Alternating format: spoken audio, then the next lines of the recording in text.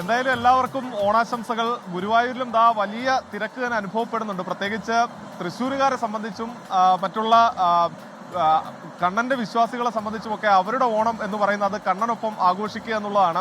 പതിവ് തെറ്റാതെ ഇക്കുറിയും തിരുവോണ നാളിൽ കണ്ണനെ കാണുന്നതിന് വേണ്ടി, ദർശനം നേടുന്നതിന് വേണ്ടി നിരവധി ആളുകളാണ് എത്തിയിരിക്കുന്നത്. പുലർച്ചെ മുതൽ തന്നെ തുടങ്ങിയ ക്യൂ ആണ്. മണിക്കൂറുകളോളമൊക്കെ ആളുകൾ കാത്തു നിന്നാണ് ഒന്ന് ദർശനം നേടുന്നത്. ഇപ്പോൾ ദൃശ്യത്തിൽ കാണുന്നത് നമ്മുടെ ഗുരുവായൂരപ്പന്റെ തിരുനടയിൽ ഒരുക്കിയിരിക്കുന്ന പൂക്കളമാണ്. വലിയ കൂറ്റൻ പൂക്കളം ഒരുക്കിയിട്ടുണ്ട്.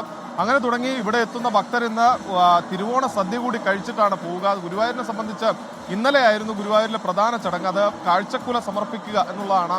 ഈ ഓണം എന്ന് പറയുമ്പോൾ ഒരു കാർഷിക സമൃദ്ധിയെ അടയാളപ്പെടുത്തുന്ന ഒരു ഫെസ്റ്റിവൽ കൂടിയാണ്. അതുകൊണ്ട് തന്നെ ഗുരുവായൂരിനെ സംബന്ധിച്ച് ഈ കാഴ്ചക്കുല അത് കണ്ണന് മുന്നിൽ സമർപ്പിക്കുക എന്നുള്ളതാണ്. ഈ പ്രത്യേകിച്ച് തൃശ്ശൂർ ജില്ലയിൽ മാത്രമുള്ള ചെങ്ങാലിക്കോടൻ എന്ന് പറയുന്ന വാഴക്കുല അത് കണ്ണന്റെ തിരുനടയിൽ സമർപ്പിച്ചുകൊണ്ടാണ് ഈ ഉത്രാട ദിനത്തിൽ കാഴ്ചക്കുല സമർപ്പിക്കുന്നത്. ആ ചടങ്ങുകൾ ഇന്നലെ പൂർത്തിയായിരുന്നു. ഇന്ന് തിരുവോണ ദിനത്തിലും, അതായത് തിരുവോണ ദിവസത്തിൽ കണ്ണനെ തൊഴുക, അതിനുശേഷം ഗുരുവായൂരിൽ നിന്ന് തിരുവോണ സദ്യ കഴിച്ച് മടങ്ങുന്നതാണ് അതിൻ്റെ ഒരു പതിവ് രീതി. ഇക്കുറിയും നിരവധി ആളുകൾ ഇങ്ങോട്ടേക്ക് എത്തുന്നുണ്ട്. വലിയ തിരക്ക് അനുഭവപ്പെടുന്നുണ്ട്. ഇവിടെ എത്തുന്ന ഭക്തർക്ക് സുഗമമായി ദർശനം നടത്തുന്നതിന് വേണ്ടിയുള്ള സൗകര്യങ്ങളെല്ലാം തന്നെ ഗുരുവായൂർ ദേവസ്വം ബോർഡും ഒരുക്കിയിട്ടുണ്ട്.